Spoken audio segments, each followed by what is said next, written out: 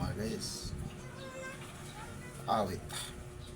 Ang magsabing siya ay kasama, kabanalay sumasa kanya, magtiwala at sumampalataya, at magpaakay sa Espiritu ng Ama. Pag-ibig niya ay ating nadama, at mahigpit ang pananalig niya. Nagtiis siya ng hirap at nagbata, ng gutom, puyat at madlang pagdurusa.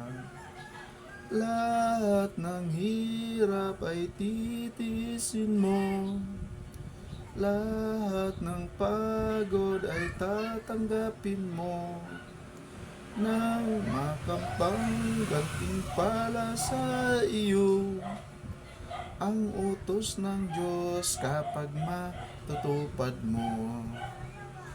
Pananalig ng tao'y kung marupok, walang tiwala sa utos ng Diyos. Ang tukso sa kanya'y makapakalibot, siya'y mag-aakay sa mga sama niyang signos.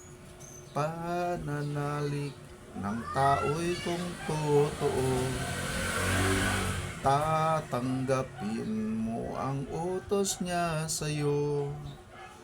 Pasanin mo ang krus ni Jesucristo, malalayo ka sa tukso ng demonyo. Lahat ng hirap ay titiisin mo, lahat ng pagod ay tatanggapin mo, nang makamtang gantimpala sa iyo ang utos ng Diyos kapag matutupad mo. Pananalig ng tao'y kung marupok, walang tiwala sa utos ng Diyos. Ang tukso sa kanya'y makapalibot, siyang mag-aakay sa masama niyang signos. Pananalig ng tao'y kung totoo, tatanggapin mo ang utos niya sa'yo. Pasanin mo ang krus ni Jesucristo, malalayo ka sa tukso ng demonyo.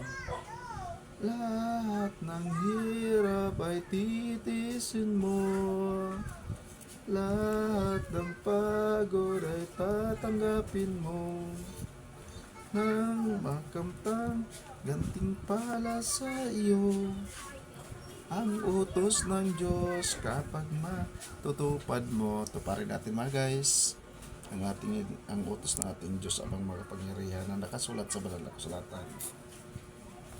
Sapagkat pag hindi natin tuparin, wala tayong may dahilan na sa kanyang harapan mga guys, sapagkat naglipana na ang maraming banal na kasulatan at naglipana na ang maraming sikta ng pananampalataya at relihiyon o religious.